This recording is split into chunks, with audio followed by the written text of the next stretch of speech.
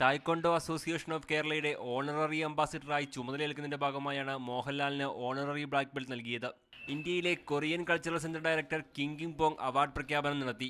Korean sports embassy general manager Kim Lee Jeong Hee honorary black belt നൽകി.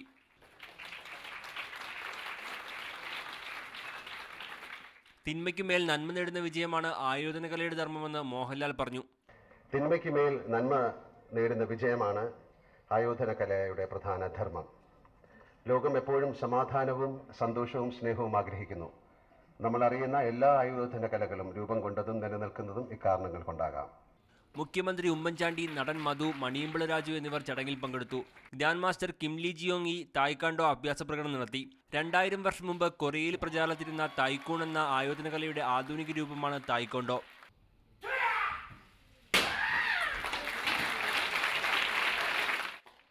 Media 1 Thiruvananthapuram.